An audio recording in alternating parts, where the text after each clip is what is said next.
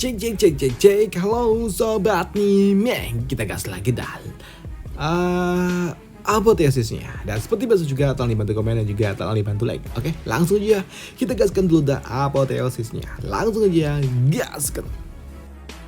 Mereview sedikit dari part sebelumnya, saat ini Lozen dan juga para Dozi mereka pun mendapatkan sebuah kabar kalau ternyata saat ini semesta milik mereka didatangi oleh orang-orang yang berasal dari semesta lain. Dan ternyata orang yang datang itu adalah orang yang mengaku kalau mereka berasal dari klan suci ataupun ras suci. Dan di sini kedatangan dari mereka tentunya menotis bagi para venerable yang berasal dari semesta ini. Dan di sini mereka juga bertanya-tanya tentang apa tujuan dari para orang-orang yang berasal dari klan suci itu datang ke tempat ini, datang ke semesta mereka. Dan untuk Lozen yang melihat orang yang berasal dari klan suci itu tentunya membuatnya agak sedikit bingung, karena sebelumnya Lozen pernah berhadapan dengan orang-orang yang berasal dari klan suci ketika Lozen mencoba untuk dapat menaklukkan kuil immortal. Dan itu membuat Lozen pun bingung kenapa sosok yang mengaku sebagai klan suci itu berbeda dengan apa yang pernah dia temui sebelumnya, pikir dari Lozen.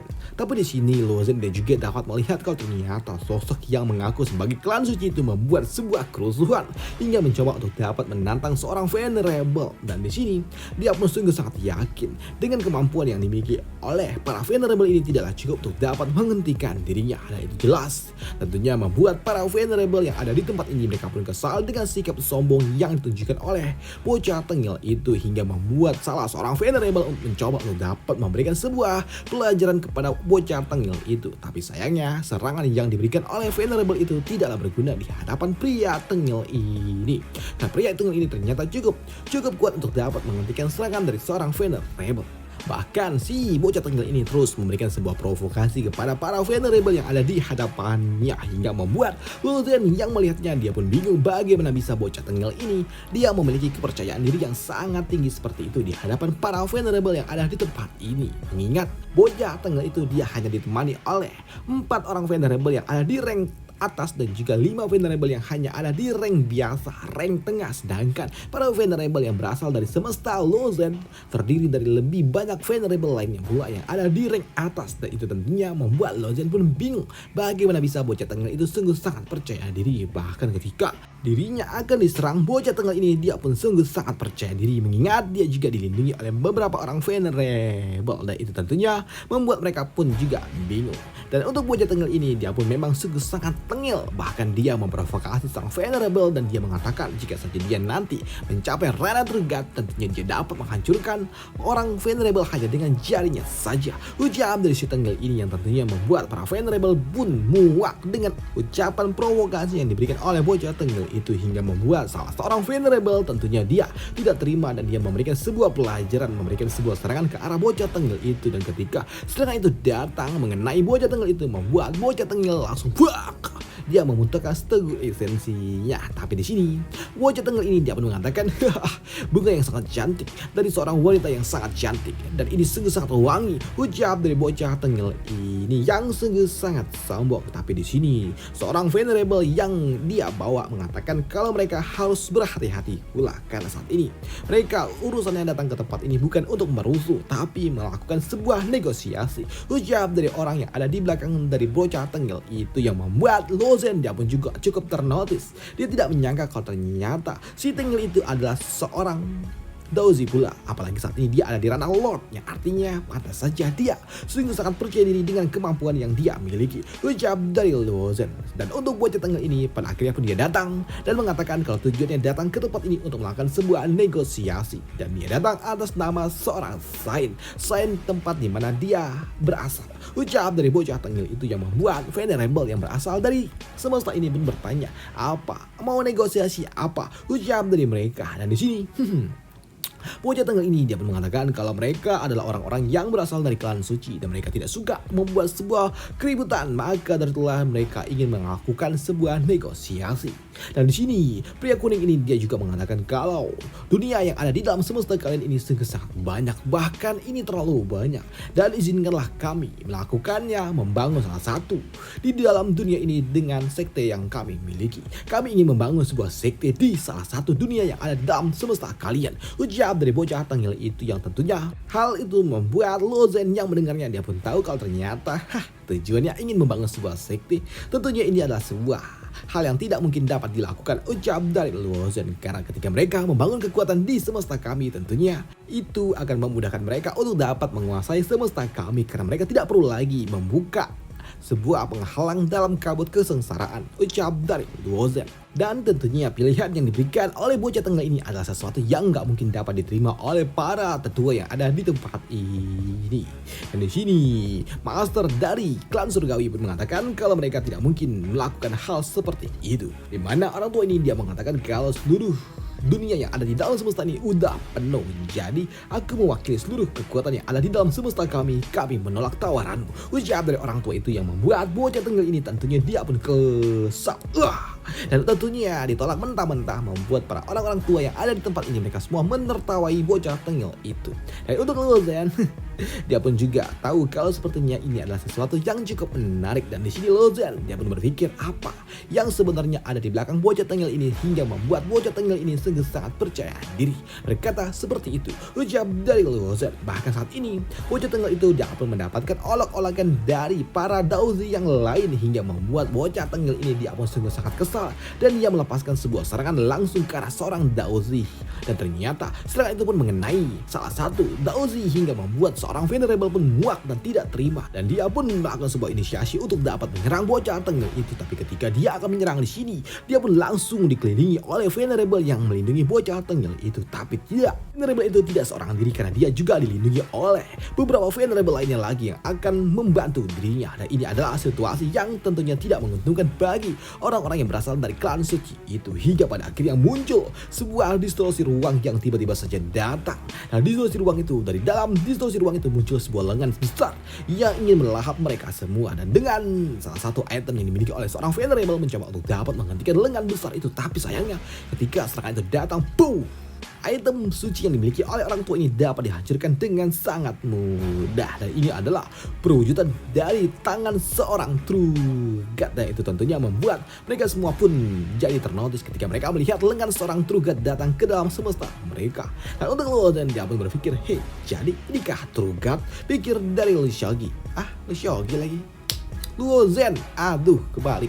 Namun di sini Luo Zhen yang melihat kalau ternyata bocah tengil itu dia dilindungi oleh seorang True God, pantas aja berani bersikap sombong, membuat Luo Zhen dia pun tertawa hingga membuat si tengil ini dia pun kesal ketika dia ditertawai oleh Luo Zhen. Dan itu membuat dia bertanya, hei kau, menertawai apa kau, ucap dari si bocah tengil itu. Tapi di sini si tengil ini dia juga merasakan kalau tingkat kultivasi yang dimiliki oleh sosok bocah yang ada di depannya itu memiliki kekuatan yang cukup kuat, padahal dia hanya ada di Divine Extremity. Tapi di antara para Daozi yang lainnya, aku yakin dia memiliki potensi yang paling kuat, ucap dari bocah tengil itu. Dan untuk Luo Zhen dia pun menertawai bocah tengil ini karena kau ternyata bersikap sombong karena kau di backup oleh seorang True God.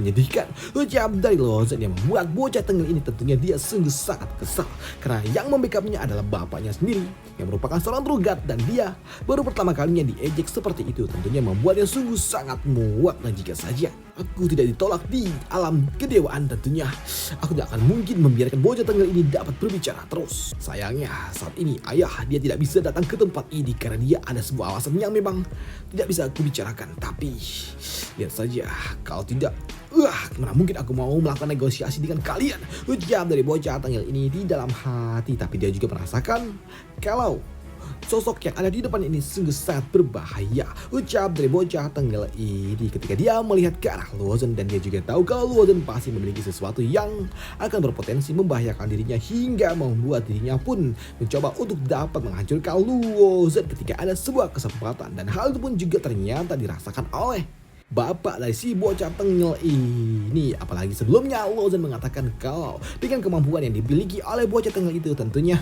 mudah saja bagi Luo Zhen untuk dapat menghancurkannya jika dia ada di tingkatan yang sama, ucap dari Luo Zhen yang membuat bapak dari bocah tengil itu dia pun muak dengan Luo Zhen dan dia langsung mencoba untuk dapat menyerang Luo Zhen. Tapi ketika serangan yang diberikan oleh True God itu datang ke arah Luo Zhen, membuat para Venerable mereka semua pun menyatukan kekuatan untuk dapat menghentikan lengan dari seorang True God yang mengincar Luo Zhen. Dan untuk Luo Zhen sendiri saat ini dia pun dapat tenang saja melihat seorang Venerable dan juga beberapa lain yang mencoba untuk dapat melindungi dirinya. Bahkan saat ini tiba-tiba aja muncul seseorang yang Entah muncul dari mana, tiba-tiba aja dia datang tepat di sebelah dari Luozen.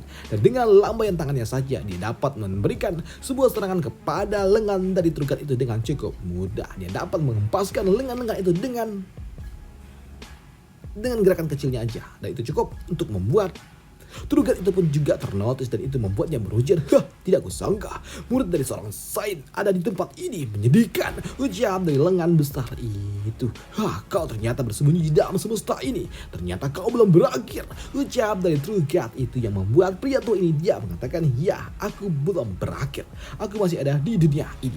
Ujar dari pria tua ini, dan sekarang kupikir kau harusnya lebih mengkhawatirkan dirimu sendiri dan tentunya putramu juga, karena tentunya kami dapat melakukan apa yang ingin kami lakukan kepada putramu. Ucap dari orang tua ini. Dan benar saja, kini orang tua ini pun melirik kepada patriark klan surgawi yang membuat patua itu dia pun tahu apa yang harus dia lakukan, hingga membuat kini dia pun tiba-tiba aja muncul tepat di hadapan bocah tengil itu, dan dia memberikan sebuah ancaman. Dan melihat putranya terancam, membuat Trugat itu dia pun kesal dan dia muak, dan dia pun bersumpah jika berani melakukan sesuatu kepada putranya maka dia akan menghancurkan semesta ini. Ujar dari Trugat itu. Tapi untuk sosok pria ini yang merupakan murid dari seorang Sain, dia pun mengatakan, lakukanlah jika kau bisa melakukannya, tidak mungkin kau dapat melakukannya, dan kau tidak mungkin bisa juga datang ke tempat ini karena kenapa cuma lenganmu saja yang datang? Apakah kau juga saat ini sedang dalam kondisi yang tidak baik-baik saja? Ujar dari orang tua itu yang membuat Trugat itu pun dia menghentikan pergerakannya. Melihat sosok lengan itu tiba-tiba saja terdiam, membuat pria tua ini dia pun kembali mengatakan, sepertinya tebakanku benar. Dan saat ini siapa yang sedang kau lawan? Hingga membuatmu sampai tertekan seperti ini. Ujar dari pria tua itu. Sedangkan itu sosok Trugat itu dia mengatakan, kau tidak layak untuk mengetahui ini semua. Dan aku sudah katakan kalau kau jangan sampai menyentuh putraku, atau aku tentunya akan memberikan sebuah perhitungan dengan dirimu. Ujar dari Trugat itu sebelum dia pun kembali menghilang. Walaupun cuma lengannya aja, tapi cukup untuk dapat memberikan tekanan yang sangat amat kuat.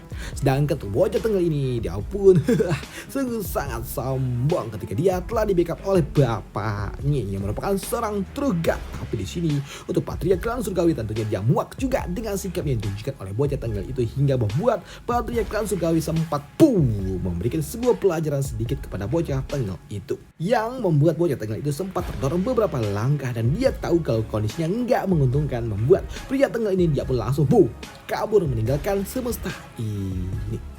Dan melihat orang itu yang kabur dan dilepaskan begitu saja oleh murid dari seorang Sain, membuat patriark klan surgawi pun mengatakan kenapa mereka melepaskannya. Dan untuk pria tua ini dia mengatakan, sudah, biarkan saja, karena menghancurkan seorang Daozi enggak berguna juga. Ujar dari pria besar ini. Dan karena pria ini memang memiliki peran yang sangat luar biasa, membuat patriark klan surgawi pun dia memperkenalkan sosok pria tua ini kepada orang-orang yang ada di tempat ini, di mana Pak tua ini dia memperkenalkan kalau ini adalah murid pribadi dari seorang Sain yang menciptakan semesta yang tempat mereka tinggali, di mana sosok pria yang ada di sebelahnya ini bernama Xingwei. Dan itu membuat Luozen dia pun bingung, lah, murid dari seorang Sain. Ya, hal itu pun dibenarkan oleh pria tua ini. Dia mengatakan kalau dia adalah murid ketiga dari seorang Sain. Tapi sayangnya saat ini terjadi suatu perselisihan di antara para Sain di luar sana, dan beberapa rekanku juga sudah terluka dan juga ada yang berakhir. Dan untuk diriku, aku juga terluka cukup parah hingga aku harus mengungsi ke dalam semesta milik kalian. Tapi sayangnya itu membutuhkan waktu yang cukup lama bagi diriku untuk dapat bangkit kembali. Ujar dari pria tua ini, di mana pria tua ini dia juga mengatakan kalau saya telah mengatur sebuah takdir untuk orang-orang yang ada di tempat ini, termasuk patriark klan surgawi, Trugat, dan juga kedewaan Hunia serta Luozen. Dia termasuk ke dalam takdir yang telah disiapkan oleh seorang Sain. Dari pria tua itu, di mana sebelumnya sebenarnya mereka juga memiliki sebuah rencana untuk membangkitkan dan juga mengajari Luozen sebagai bidak hitam.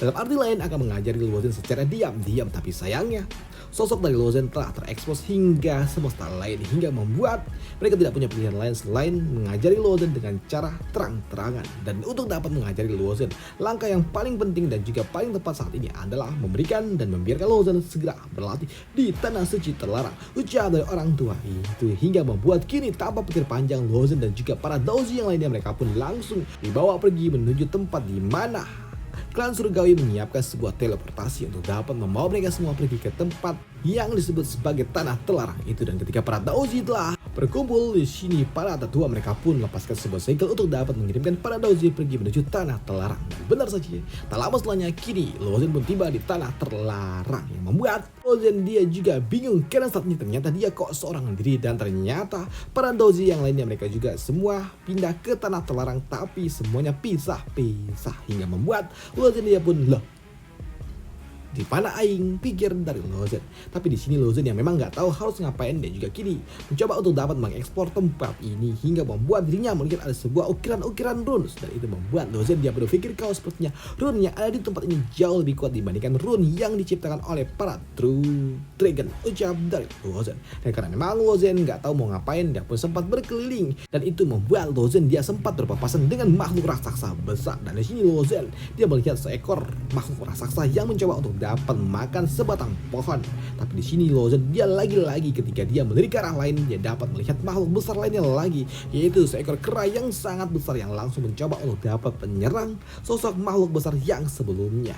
Dan di sini Lozen dia pun bingung dengan apa ini, makhluk apa? Tapi ketika Lozen kembali berkeliling, dia pun cukup ternotis ketika dia berpapasan dengan seekor kelelawar, dan itu membuat Lozen dia pun bingung, dan juga dia mulai diuber-uber oleh kelelawar itu. Walaupun kelelawar itu tidak berbahaya, tapi tentunya hal itu membuat Lozen pun bingung kenapa kelelawar ini malah mengikutinya, pikir dari Lozen. Tapi ketika Lozen dia mengeksplor lebih jauh lagi, di sini Lozen dia pun ternotis ketika dia melihat ternyata lah ada sekumpulan orang yang sedang berjalan di bawah sana. Dan ternyata di sini Lozen dia dapat melihat ada seorang gadis yang naik seekor unicorn, yang membuat Lozen lah ada unicorn. Dan di sini Lozen dia pun menyadari kalau tingkat kultivasi yang dimiliki oleh orang-orang yang ada di bawah sana cukup unik, di mana gadis itu dia hanya ada di ranah Divine Transformation, sedangkan orang-orang yang ada di belakangnya adalah orang-orang yang ada di ranah Lord, yang artinya gadis itu bukanlah gadis biasa, hingga membuat Lozen memutuskan untuk melihat lebih dekat lagi tentang siapa orang-orang ini, ucap dari Lozen. Tapi di sini Lozen dia pun cukup ternotis ketika dia mendengar kalau ternyata gadis ini sedang pergi mencari seseorang. Tapi untuk para pelayan mereka pun mengatakan kalau mereka nggak punya banyak waktu di tempat ini, dan tempat ini sungguh sangat berbahaya, ucap dari para pelayan. Tapi untuk gadis ini yang sepertinya adalah nona muda, dia pun kesal dengan para pelayan yang nggak mau membantu dirinya mencari seseorang, hingga membuat Tuan Putri ini dia memutuskan untuk kabur, pergi aja seorang diri mencari sosok yang dia cari, ucap dari Tuan Putri, hingga membuat para pelayan tentunya jadi repot harus mengejar Tuan Putri mereka. Dan itu membuat Lozen pun kepo juga, apalagi ketika Lozen mencoba untuk dapat mendekati tempat itu, tiba-tiba aja boom, Lozen dia pun merasakan sebuah tekanan yang sangat-sangat kuat yang muncul entah dari mana. Dan itu membuat Lozen dia pun berpikir, tekanan apa ini? Bahkan ini lebih kuat daripada Venerable, ucap dari Lozen. Dan di sini Lozen dia pun cukup kaget ketika dia melihat kalau ternyata adalah muncul seekor anaconda yang sangat-sangat besar. Apalagi saat ini anaconda itu muncul tepat di belakang dari Lozen. Dan bagaimana Lozen akan kabur dari anaconda yang mengincar dirinya, dan akan kita bahas di part lanjutannya aja. Dan sampai jumpa di part lanjutannya untuk Apotheosis. Dan sampai jumpa di part lanjutannya untuk Apotheosis. Nah, itu aja untuk part kali ini, dan itu aja. Dan sampai jumpa di part lanjutannya. Bye. Thank you.